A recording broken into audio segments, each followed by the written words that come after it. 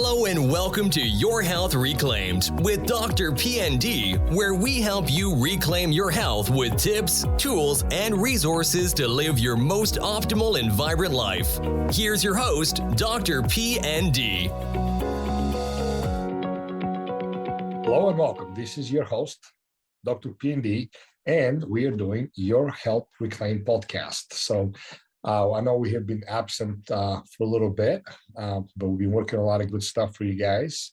So anyway, today I'm returning with another podcast, and we're going to be talking about a very common issue that I've dealt with for the last 27 years, honestly, on a regular basis with my clients.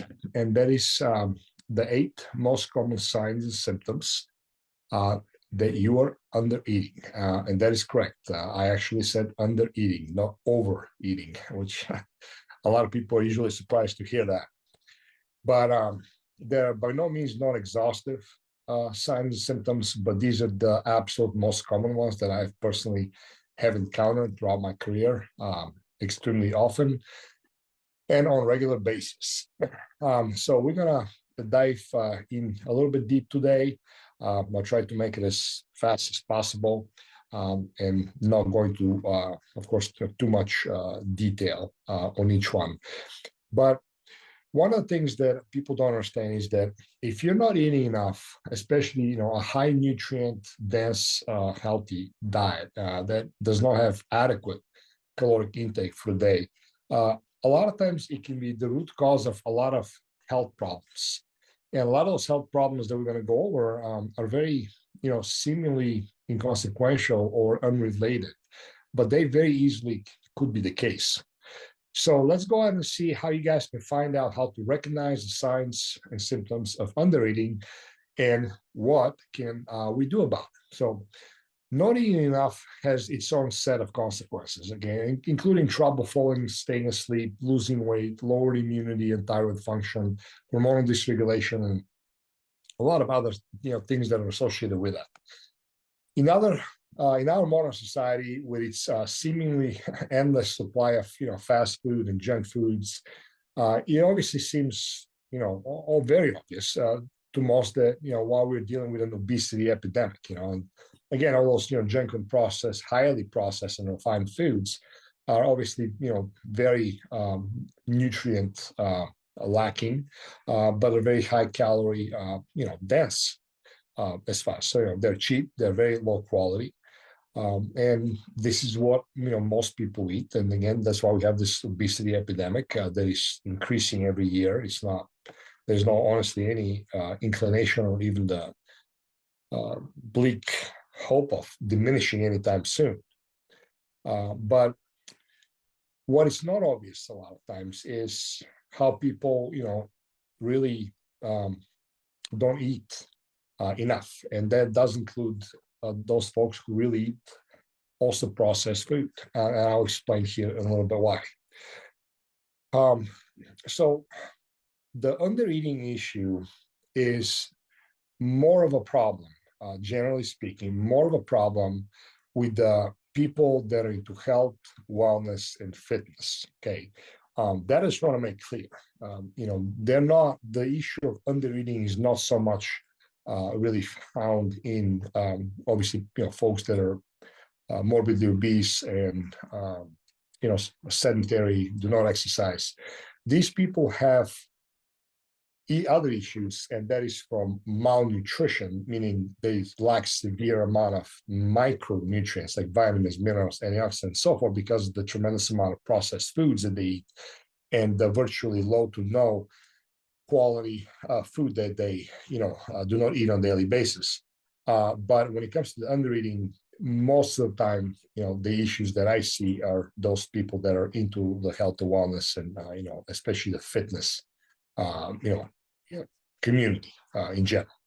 And we definitely have started seeing a massive increase since the inception of CrossFit and the popularization of CrossFit.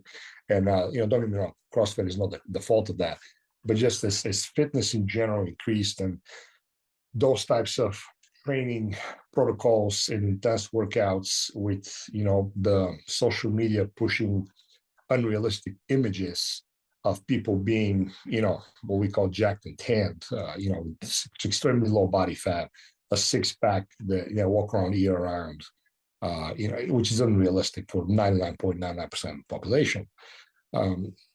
This is the big cause, I believe, of what has really spun this over dieting, over under eating, and just general over exercising issue, which the over exercising aspect, that's a whole other video I'm going to do eventually.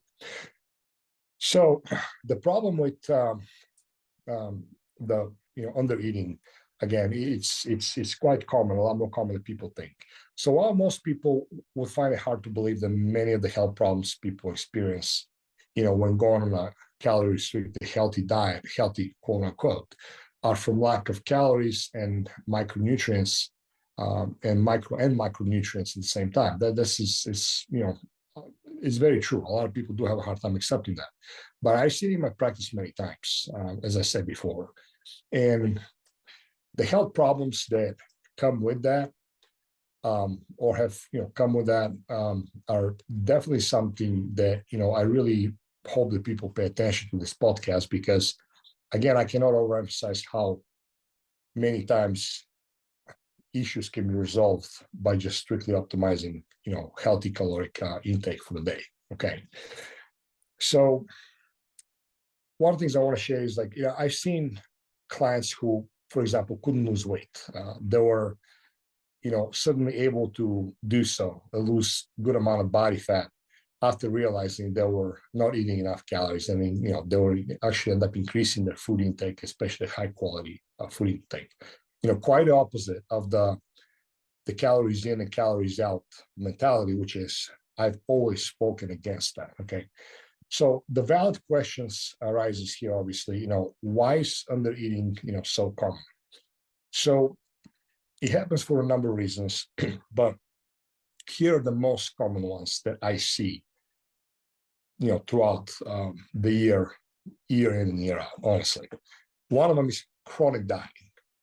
Again, people are so obsessed with image, and everybody's almost always on some kind of diet, whether they are doing a paleo, a keto diet, different kinds of ketogenic diets, a Mediterranean diet, some kind of detox, cleanse, whatever it might be. It boils down to chronic, literally dieting, and what I call over dieting. A lot of times I see also people with restricted diets due to self-imposed food restrictions, which might or might not have no validity behind it. Obviously, food allergies and food sensitivities. Food sensitivity is a big one. I see that quite a bit, and rightfully so. But what ends up happening is those people don't really know how to replace the food sensitivities, foods that are causing those sensitivities, with foods that are good for them to eat, or at least temporarily, while they are able to reset their sensitivities. So that causes another big issue.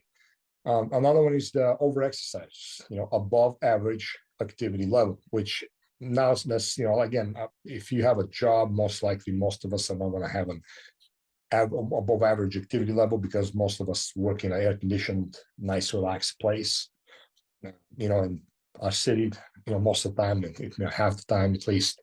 But if you have a above average activity level, which is almost always due to over exercising, okay, that's going to be a big one, right?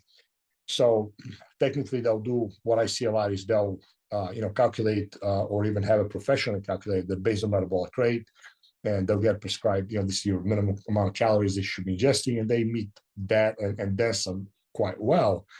But what they don't count is the overactivity from exercise, particularly that they engage in, and those chronically creating those great caloric deficits. Another one is stress. That's a big one I see again, and it's multifactorial, right? So you can stress your body from over dieting, you can stress your body from restricting yourself from again, food choices, too much exercise, not enough sleep, and so forth. But that's a good one. That's a really, really big one, and pretty much any of the other ones is almost always is going to have the stress component in it. So it doesn't have to be any of those reasons alone. A lot of times it can be actually multiple of those reasons in the person.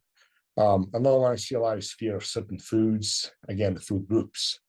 The FODMAPs was a big one for a while. There were nightshade families. again, with a lot of times without any merit whatsoever. Another one is busyness, which the busyness is almost always accompanied by stress, right? People are just way too busy. They go, go, go, do.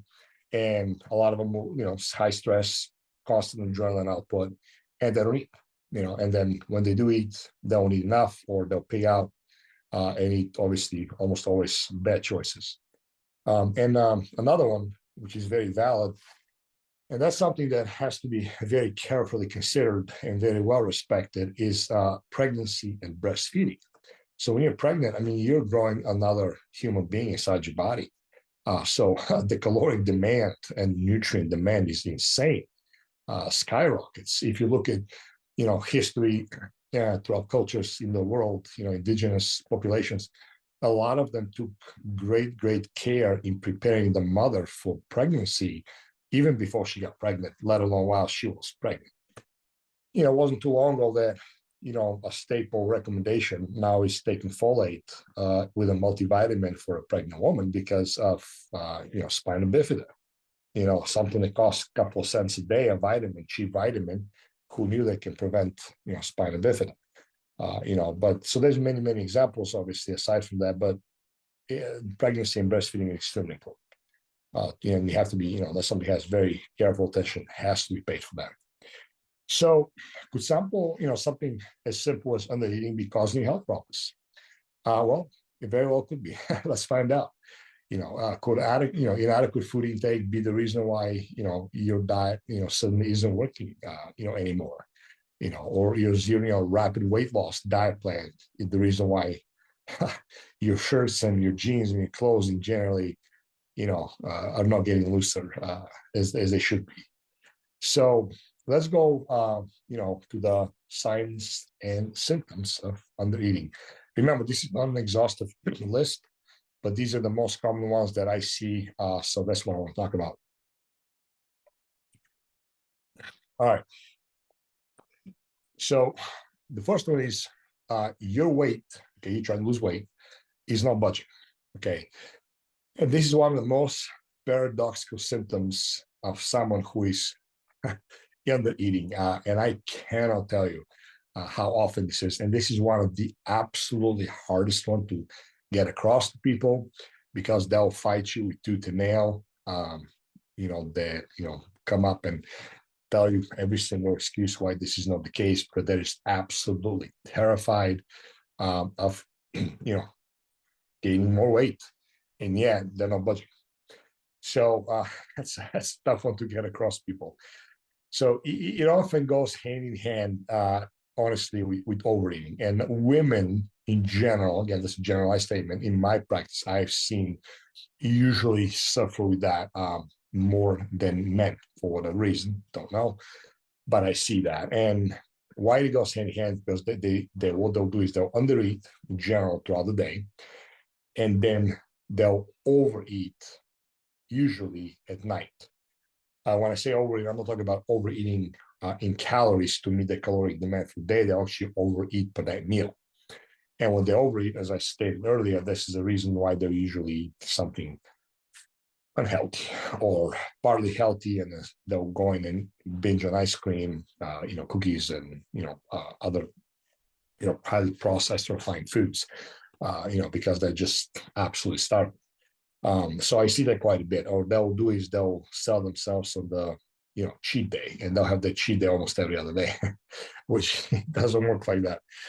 So you might be surprised to hear that I've rarely worked with a weight loss client who was blatantly overeating. Okay, and what I mean by that is somebody who is literally eating to oblivion. We see those folks. That is something that I realized a long time ago. These people need professional help. And that's a psychological aspect I'm talking about. And there is the folks that are, 350, 400 plus, sometimes 500-600 pounds. So those people, not only, these are severely morbidly obese folks that are just huge. And they not only are addicted to processed food severely, but they also are in a sense gluttonous towards those foods, that they just sit there and actually eat and eat and eat. And you can, look at YouTube videos, you can see studies. Early in my career, I had experiences with those folks, and it took me a while to understand and recognize that it's purely emotional, mental problem that manifested itself for whatever reason, and that has to be addressed in either a very drastic, sometimes surgical way, like bariatric surgeries or anything like that. That I'm not a fan of. I don't like, but that's just the reality that has taken place. And all those people have to go through some very intense counseling and so forth. So I'm not talking about those people, just if you're wondering. But I'm talking about the regular person who just might be overweight. They might be technically morbidly obese based on a clinical setting standard. But these are the folks that I'm talking about. The majority of people. So many, believe it or not, actually, when my clients that come to me over the years, a lot of them have been on actually extremely low calorie diets, anywhere from 500, 600, 700 to maybe 1200, depending on if they're male, female, how big they are and so forth. Combined oftentimes with 6 to 7 days per week of intense training. It can be cardio, weight training and cardio, both. Again, from 2010, CrossFit started coming along very heavily. So a lot of those folks started doing CrossFit, which can be very, very, high intensity, very demanding, exercise protocols. And I've seen, they a lot. And they don't budge, they don't go anywhere. And that is for a good reason. They're extremely frustrated, that their weight isn't changing. And for some of these people, their weight hasn't actually been increasing since they even dropped their food intake and started working out more. Many of these clients are also eating almost always a very low carbohydrate diet with the goal of losing the weight even more quickly. We've been trying to believe that the body is a machine, right? That we can input and output calories in a way that is mathematically, staple. It's basically law, right? It's calories in equals calories out. That's your concern. And as simple as that. And that is not as simple as that at all. And never has. If that was the case, then nobody would be struggling with weight and everybody can be burning stuff out, and burning the calories that exist in excess. And that is not the case. It's not the case at all. So, it is understandable why these people will expect to see those rapid weight loss in a significantly restricted deficits like that. But the fact is, they simply can't lose the weight, or they'll have a good initial result, and a lot of times mostly is water, and of course some depending how heavy they were, depending on their activity level, but they might come in, they're 100 pounds overweight. They might lose 20 pounds in the first 2 weeks, which most of that is water. And they might lose another 20 or 30, pounds, depending, 40 even, of, body fat over the next 6 to 8 months. And then after they just get stuck. They just can't go anywhere. And just those last 15, 20, 30 pounds, whatever it might be, and they just can't lose it. If anything, a lot of sometimes they'll actually start gaining weight, in different ways, especially water retention. And it doesn't matter how much they exercise, how many times they cut the calories off. And why is this? Well, for a short-term moderate caloric deficit can lead to definitely sustainable weight loss. Okay. And that is something that the body's comfortable with. It can, handle at least for a period of time. But much larger deficits, especially when done very intense, very aggressively and abruptly, these changes will induce these caloric changes will induce changes actually in your own body metabolism in order to keep your body in a homeostatic balance. Your body does not like major drastic changes. Okay, it will make modifications to your thyroid, adrenal, and endocrine hormones very quickly in order to reduce your overall caloric output. Now, what's called downgrading or downregulating the metabolic output. You're slowing down your metabolism. That's what ultimately boils down. I think a lot of people learn a good lesson with the advent of the HCG and the B12 diets when they came in 2006, 2007, became extremely popular. If you guys remember those, you went in, you got HCG shots, you got prescribed fentromethazine, which is basically a methamphetamine-based stimulant and appetite suppressor, and you got your B12 shots. and they put you on like a 500, 600 calorie diet a day. And initially, people had great success. People lost all sorts of weight. The long run, they had other problems that they ran into, which I'm not going to go into. But they did a great job. Of course, they get off the medication because you can't stay on the medication for more than 6 to 9 months. And after that, the appetite came back. The body tried to auto-regulate, and it did. And they started eating like vacuum cleaners again. And next thing you know, a lot of those people gain a lot of their weight back. Some actually end up gaining more weight back. Then you start seeing the second cycle of same people going back to the doctor, back to the program, getting on the fentromethazine, B12 and HCG, and then having very mediocre at best results, to the point that a lot of people would barely even budget anything.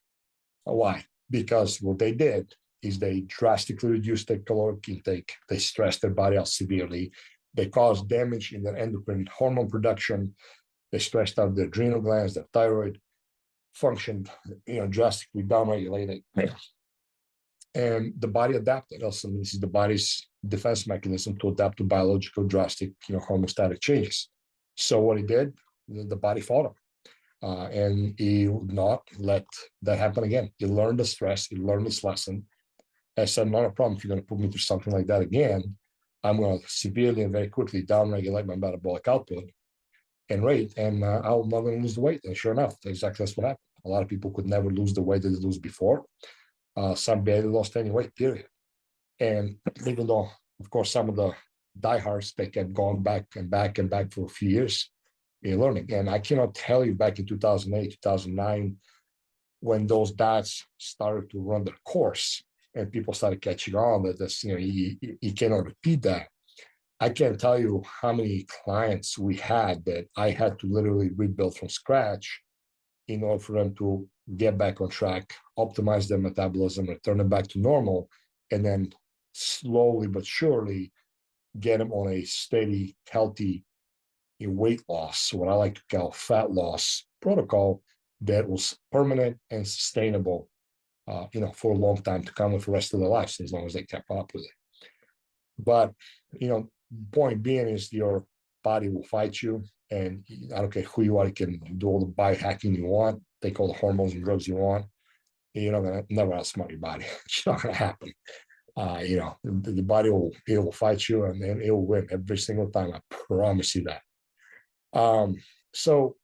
Again, these changes, they'll always include the reduction and activity of thyroid hormones, shutting down sex hormone production, raising the stress hormone like cortisol, epinephrine, adrenaline. Chronically elevated cortisol, for example, over time will lead to both leptin and insulin resistance, which is the absolute hallmark of many metabolic diseases. But in this case, is the hallmark of inability to lose body fat or gaining actual additional unwanted body fat, which obviously is going to have a disastrous scenario for most people. So these hormonal changes can really lead, to a stalled weight loss and body fat retention and sometimes body fat accumulation, along with many, many other negative health side effects that go beyond weight loss resistance, as I said before. And actually, if you listen, the other 7 signs and symptoms, a lot of those were caused, believe it or not, by these severe restrictive diets and undereating and so forth.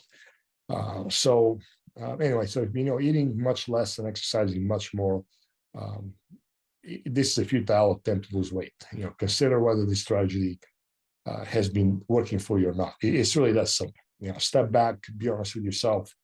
If you've been going for last year, exercising like crazy, and you've been dieting like crazy, and yet nothing is changing, especially if you're losing muscle mass and not body fat mass, you're definitely going the wrong direction. And it comes to a point that you have to be, honest with yourself and take responsibility. So anyway, let's move on to number 2. That's a big one that I see, and I work with folks, depending on the severity of the problem.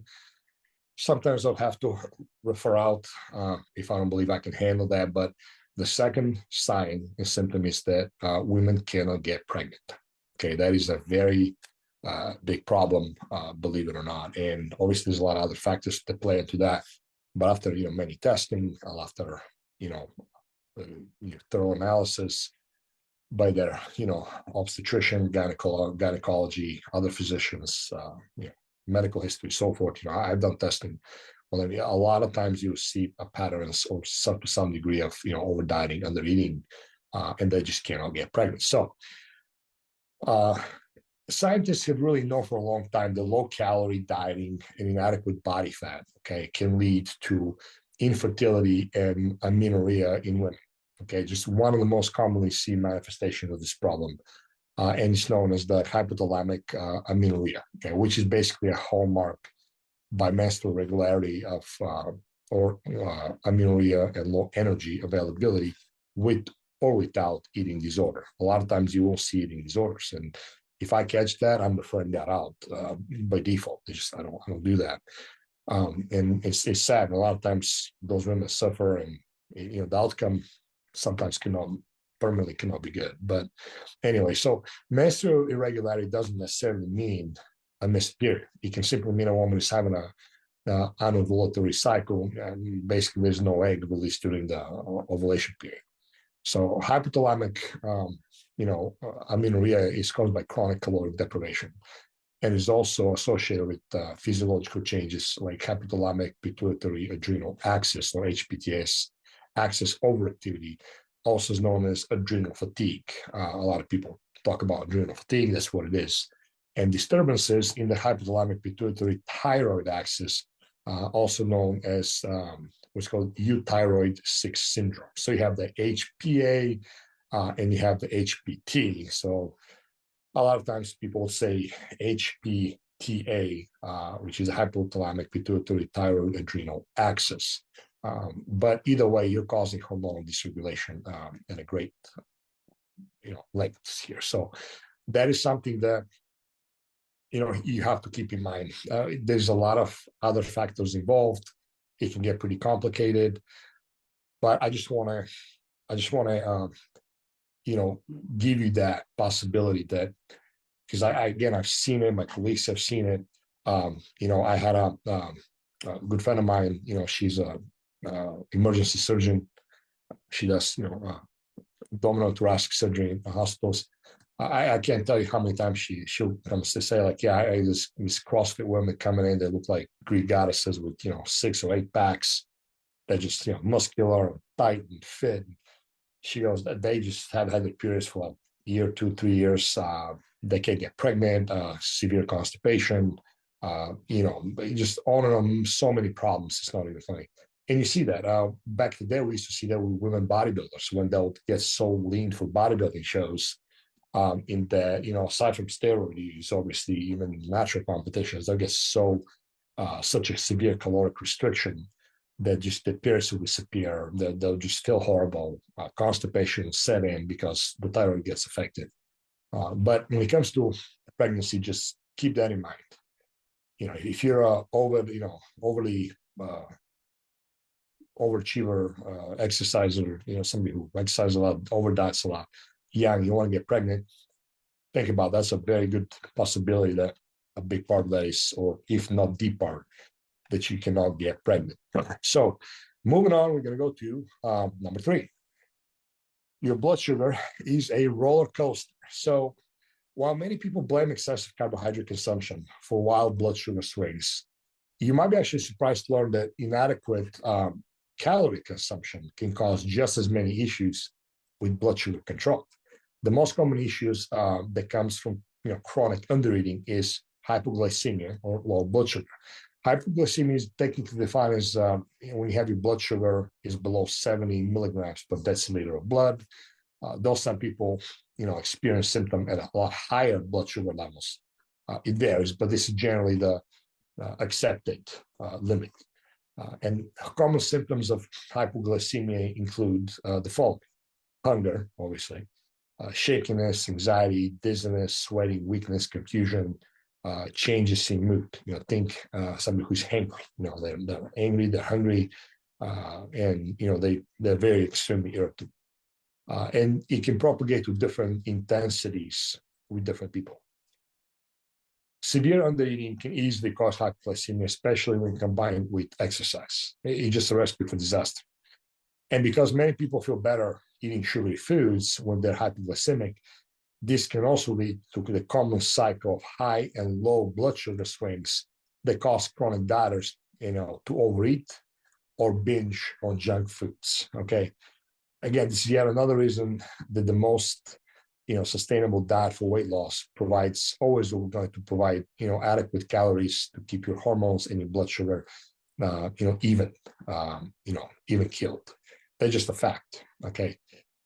So number 3, again, blood sugar is a roller coaster. You almost always are going to have a issue of some kind of undereating. It can be low caloric deprivation.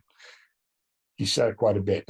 Number 4, we're going to move on to is your mood is totally unpredictable. So we mentioned hangry just now. Well, what exactly is that? It is a state of, actually defined as the state of anger and irritability resulting from being hungry. And even though it's kind of a made up term, which is, satiric almost, people always say that. But since the brain requires blood sugar to function optimally, when it starts to drop, one of the first cognitive processes that suffers is self-control. So your ability to exert self-control allows you to focus your attention, regulate your emotions, kind of cope with stress better, resist impulsivity, refrain from aggressive behavior. And when you're hungry, all of those above mentioned literally go out the window. And, you see that in traffic, you see that in, people that you know. So, it's funny, but sometimes can lead to disastrous consequences, if you guys know. So if you're always on a short fuse or your mood is constantly swinging between cheerful and irritable or anxious, make sure that you're not severely undereating before making any other significant changes to your diet and supplement or medication schedules and routines.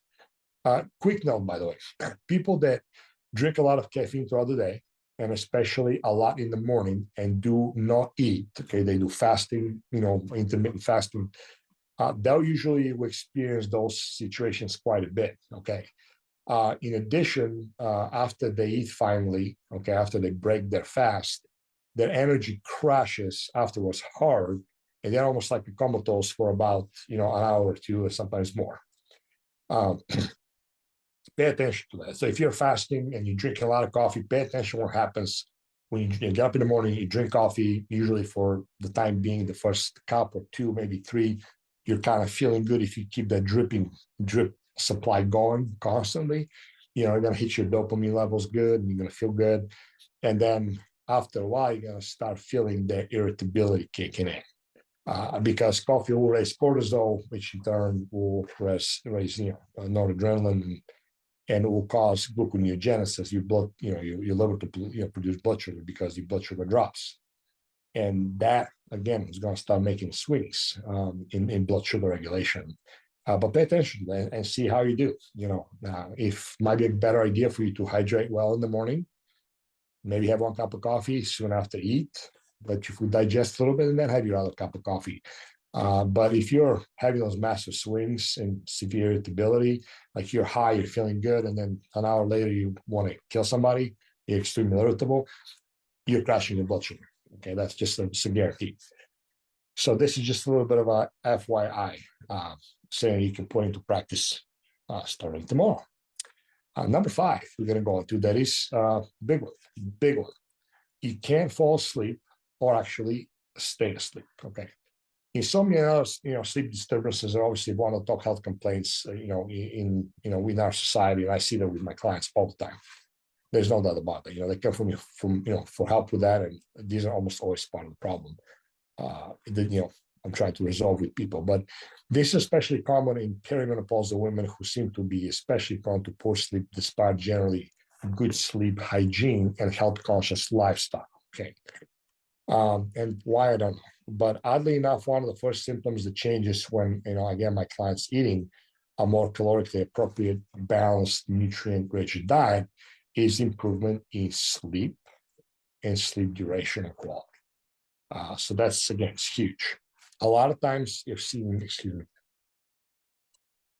a lot of times actually people that take antidepressants like SSRIs, a lot of times I'll advise them to take that medication early in the day as opposed to before bed, because why? I don't know, but it would affect blood sugar sometimes, and quite often actually. And or people see a drastic improvement in the medication being able to work better when they balance their blood sugars. Coincidence or not, I don't know, but this is a fact that I've noticed quite a bit. So let's see here. Waking up hungry, many of the people find that increased caloric intake, especially from carbohydrates, actually can lead them to fall asleep faster and stop waking up at night. One of the quick ways that I'll tell you right now, it's a phenomenal solution, usually helps a lot, is to eat a healthy, dense carbohydrate meal before bed. Okay, it can be just fruit. It can be like a cup of fruit, like a banana, an apple, with maybe a little bit of nut butter or something you like, or just a healthy carbohydrate rich dinner, something like yams, sweet potatoes, organic steamed white rice, with your meal. And you will notice that almost always you're going to sleep better. Okay. One of the reasons also with males that I see quite a bit is if they, again, caloric restriction, or they don't eat carbs at night, they're really focused on losing body weight, body fat, and there was very low carbohydrates and no carbohydrate at night whatsoever. They will actually end up waking up more, and that is also because they are not retaining water, and the body is actually purging the water, so they end up having to pee. So even though that's not disturbing their sleep directly, it is making them get up to urinate, and that in itself is going to have consequences, obviously, on your sleep. So if sleep is essential, that's priority, and you can never go wrong with optimizing and prioritizing sleep. So if above all else, put in a good carbohydrate meal, maybe like a good fruit right before bed, okay, and then see how that works for you. A lot of times that'll make a massive difference in the ability to fall asleep and stay asleep.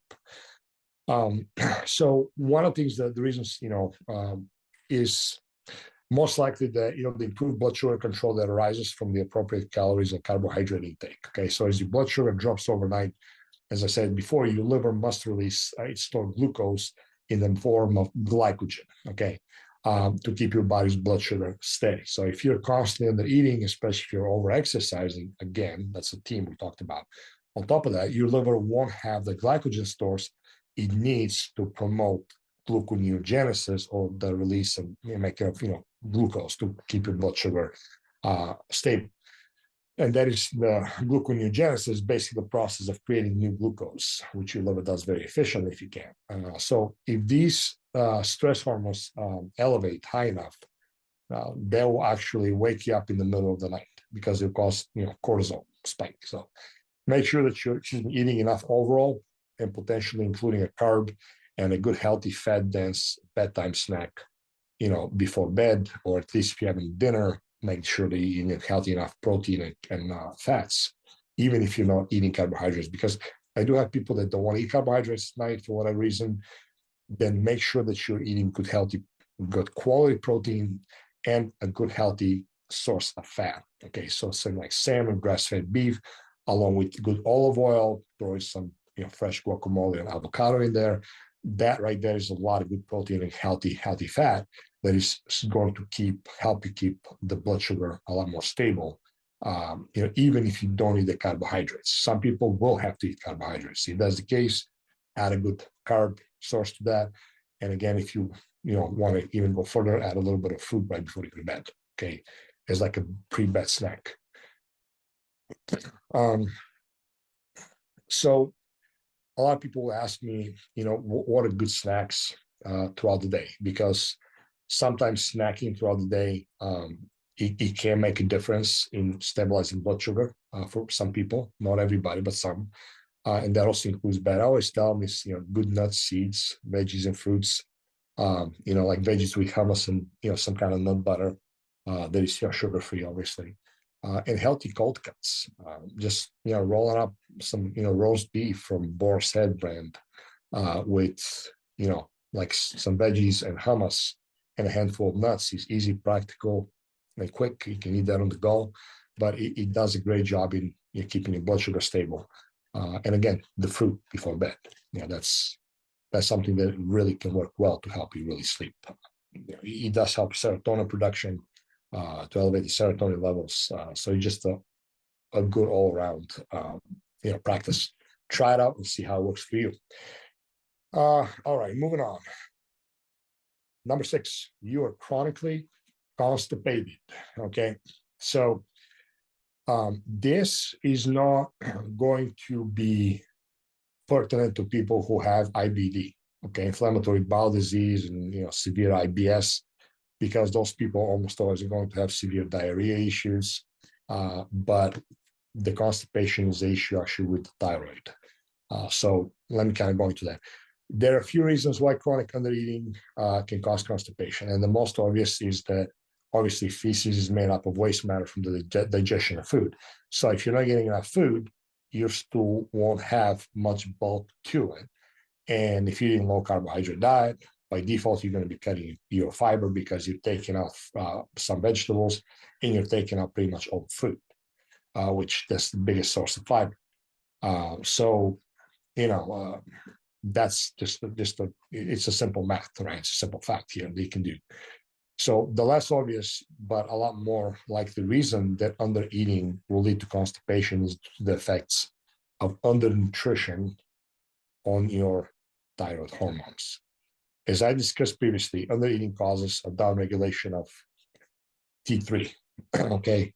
That is the active form of the thyroid hormone. This will lead to a condition called euthyroid 6 syndrome, where your T3 is low, but reverse T3 is high, and thyroid stimulating hormone, or TSH, and the T4 are actually often normal.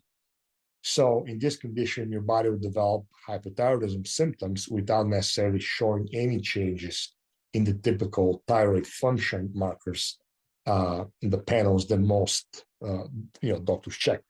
A lot of doctors check with just TSH, which again, that can be easily normal. It will be normal. Or they might plug in a T4, which that too will be normal. And by default, they're going to miss any issues that you're actually having. And then you go on home with a prescription with some kind of laxative or something to loosen up the stool, and not really addressing the root cause of the problem. But and I see this with dieters, over dieting, that is without fail, every single person are going to downregulate the thyroid. Remember, we talked about the HPTA axis, and this is going to be one of the signs and symptoms is chronic constipation. The reason why I said that it's not going to be relevant to people with IBD, because people with severe IBD and severe IBS, they're almost always going to have diarrhea, and they're not going to really have a scenario where they're actually constipated, because even though the thyroid hormonal pattern is going to be the same, so you have to really do a blood work to be able to see that. Anyway, that's a little bit probably too much information, but all right, number 7. We're almost done, guys. So number 7, sign and symptom of undereating: you are always cold. You just cannot get warm. Okay. Caloric restriction is known to cause a drop in body temperature, okay? Thermal downregulation. So some calorie restriction proponents, suggest this is a sign of expected longevity. I don't think so. You're not going to prove that. No such thing. I don't believe so. It hasn't been proven yet, and I don't think you will. My clients, friends, family members, my own experience, has always shown that this is not a comfortable way to live on a daily basis. I used to compete, I used to diet, because before I knew what I was doing, I meant well, I ate healthy, truly healthy, but I was many times undereating for my size. I was not meeting my caloric requirements. I met my protein requirements very easily. Because being in strength sports and bodybuilding, that was something that I learned a long time ago. But I'll still nonetheless under eating. And, regardless how much muscle mass I had and how much, the fact that I live in Florida, my hands and feet are always cold, especially if I walked into a room that was like 70, 75 degrees. I'll feel within minutes, it got time. It's just not comfortable to live like that. So that just, it's a fact. So whether or not this extends our lifespan, who wants to be constantly walking around, feeling, cold in the hands and feet? I mean, they're just not. I don't buy that. The research is not really showing any significance with the whole, lower body temperature, lower caloric restriction. If anything, people will be living longer, because if you see people that are older, 70, 80s, 90s plus, they're always cold. So if that was the case, then, they should be living a lot longer. That was a joke. So anyway, but a lower body temperature can definitely be due to a decrease in thermogenesis, since your body needs a certain amount of ingested calories to create heat, as well as due to the hormonal changes that come from caloric restriction. Remember that it affects the thyroid, the HPT axis, right? So low insulin, for example, can also lead to low body temperature. So some people on a very low carbohydrate diet, who do not need to be on a very low carbohydrate diet, will experience these symptoms as well. So it may sound like a broken record, but if you're always cold, even in the summertime, a very good chance that you're not eating enough good quality calories that your body needs. And the last one here is you're losing your hair by the handful. So hair loss is one of the first signs of nutritional deficiencies. That is just a fact. Whether that be from calories, protein, micronutrients, both, it's always a fact. It is exacerbated severely by hormonal changes that will develop from the undereating scenario, including a drop in sex hormones like progesterone, testosterone, and estrogens. Hair loss is another common symptom of hypothyroidism. Okay, very common. Just like constipation, which is, it can develop from long-term caloric restrictions.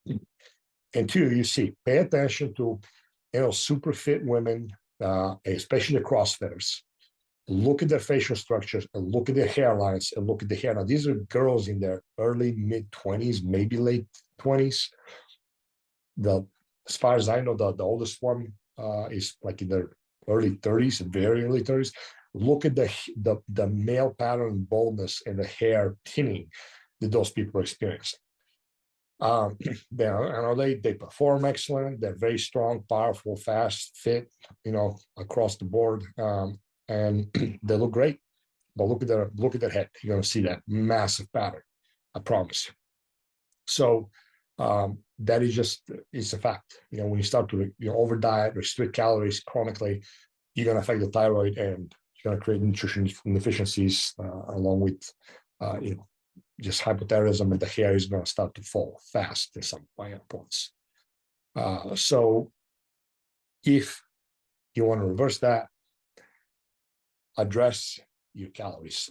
You have to make sure you're ingesting high quality protein, the right amount of calories, something good combination of healthy protein, carbs, and fats, throughout the day, and micronutrients.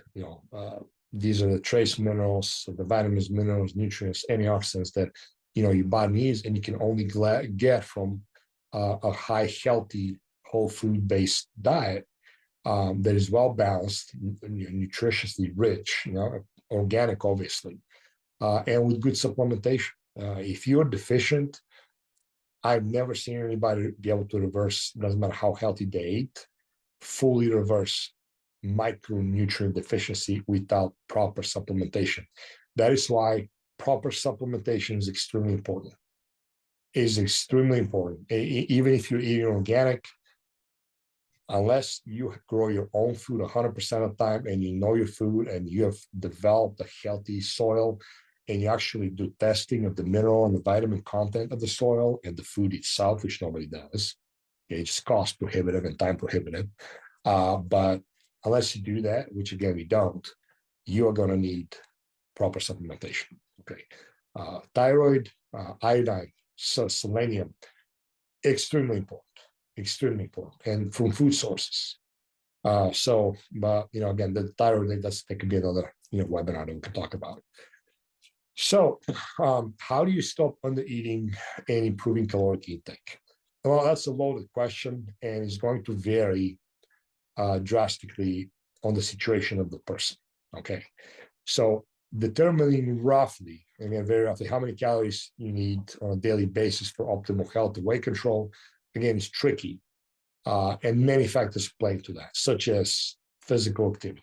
Okay, your lean body mass, that's a huge one. Okay, somebody with my lean body mass as opposed to somebody with my wife's lean body mass, drastic difference in caloric requirements. The calories that I'm going to burn walking a mile as opposed to the same mile she walks with me with the same pace, her caloric expenditure is going to be drastically lower than what mine will be. Okay. So lean body mass, stress levels. Stress is huge. It's like you can think about your vehicle. You can drive your car in nice, cool, low humidity weather at a straight road, not speeding, going 50, 45, 50 miles an hour on the cruise control. You're going to spend a lot less gas. Take the same vehicle, the hot, humid weather, up on a hill, AC full blown, the car is fully loaded, you're revving that engine up going at 80 miles an hour. You're going to go to that gas twice as fast, probably. So same thing. So the stress is like, the more you rev up your life with, stress and chaos, the higher the caloric demand is going to be. Sleep adequacy, that is huge. That is absolutely huge. That's why I see people with, work shift disorder, night shift, graveyard shift people have a very, very high correlation with weight gain and morbid obesity. And that is because sleep deprivation is dead. Literally, one of the side effects is overeating. Okay, and not in good food either.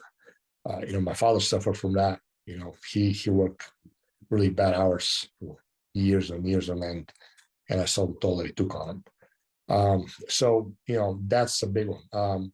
Your training intensity, volume, and frequency. Somebody going for a walk for 5 miles is a completely different animal than somebody doing, CrossFit 5 days a week for an hour, hour and a half at a time. Okay, you can't even come close to the comparison. So somebody might walk, 7 days a week, 5 miles a day, every day, this brisk walk. You won't even pale comparison to what somebody's gonna, the same person, the caloric expenditure. So the training intensity, volume, and frequency are very, very important here to be calculated. History of chronic disease.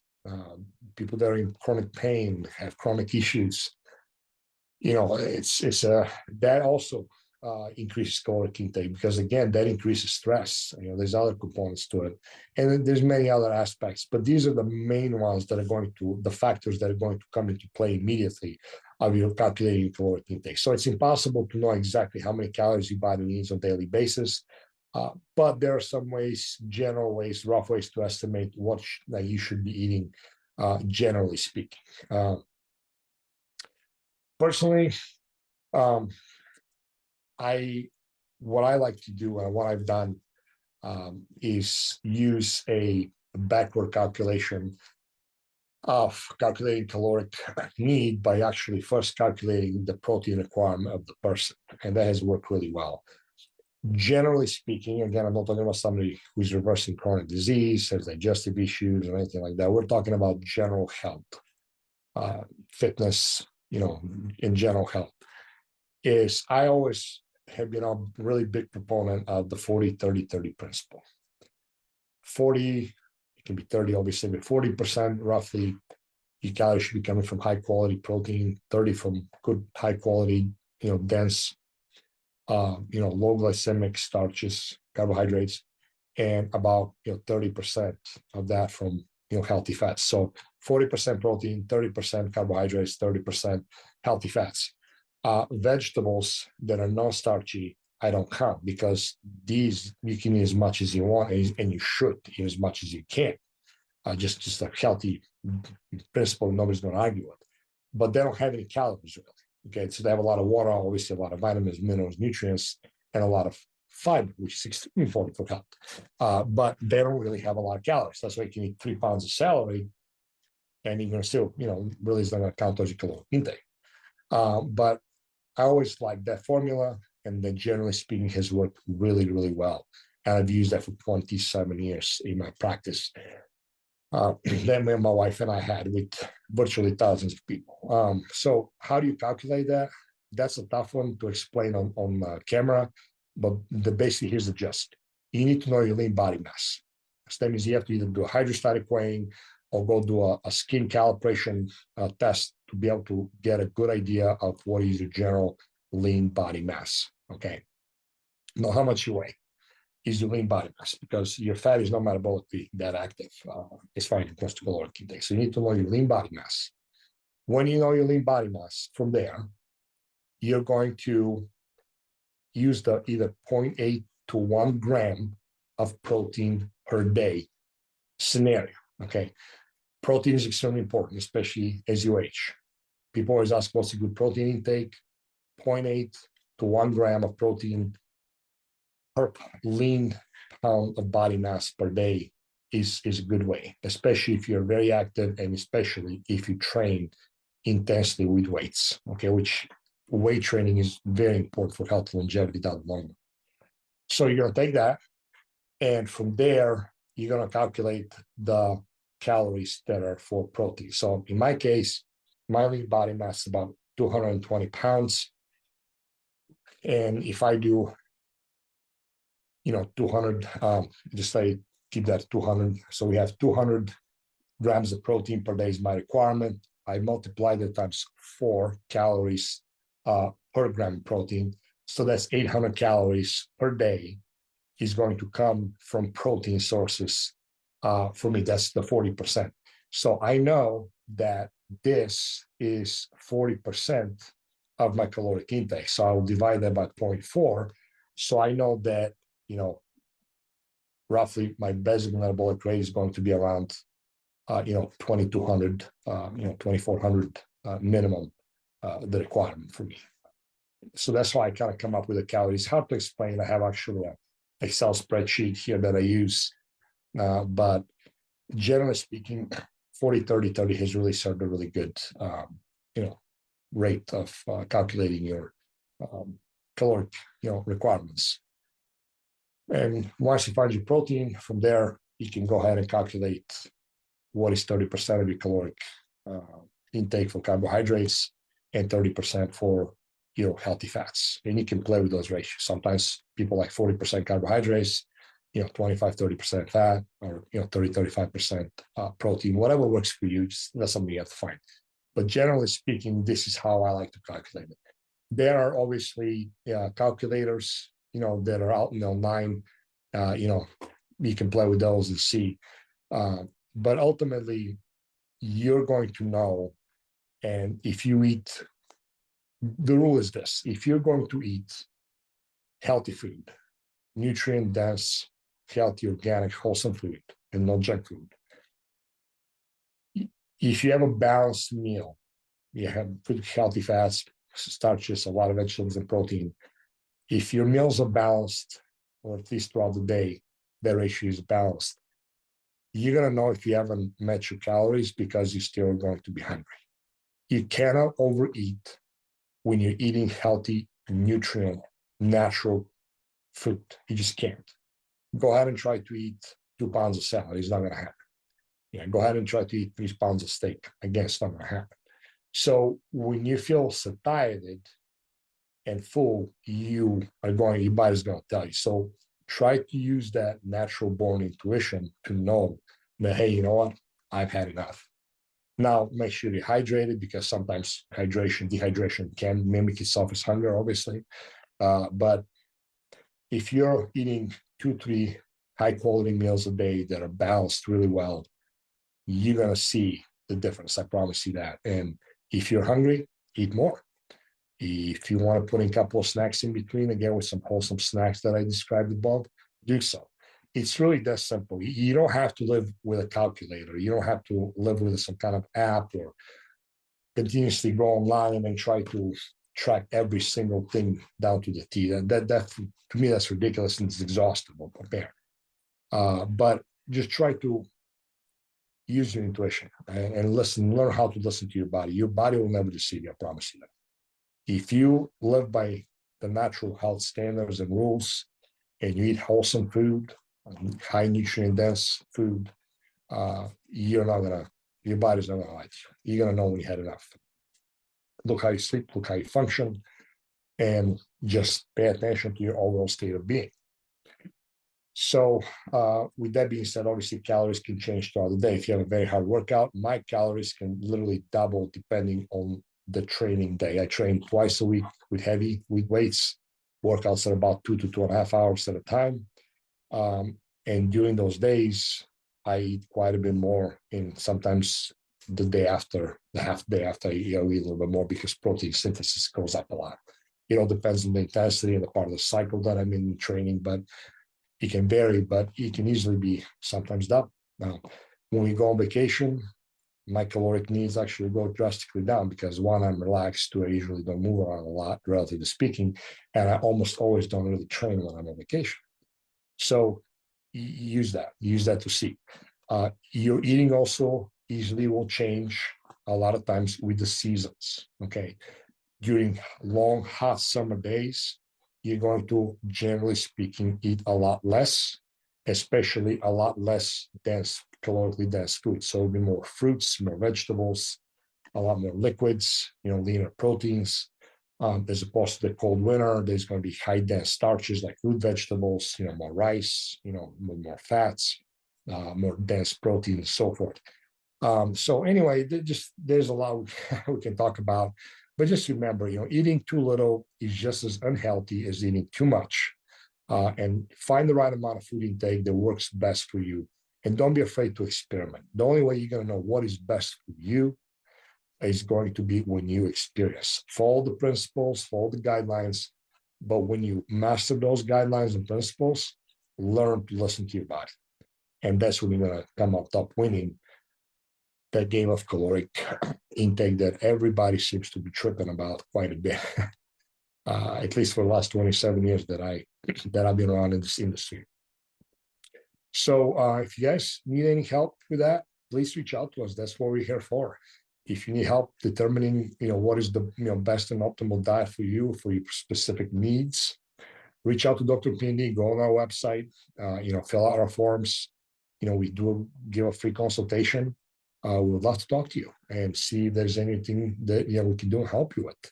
I work with other practitioners as well that specialize. I have very high specialties. I'll also refer if need be. But take care of your health. The preservation of your health is one of the greatest gifts that you can give yourself and others. There's actually a quote that my wife came up with many years ago and holds very true. So it was awesome catching up with you guys. I hope you guys enjoyed it. And we're going to speak another topic here, hopefully next week, and become a little bit more regular on those topics. And we're going to have some fun getting healthy. Hope everybody has a great day. Thank you. Thank you for your valuable time and for listening to the Your Health Reclaimed podcast with DrPND. Be sure to hit the subscribe button and share this episode with a person you know it can help. If we can help you in any way, or you would like to connect with DrPND, please visit DrPND.com. That's DrPND.com.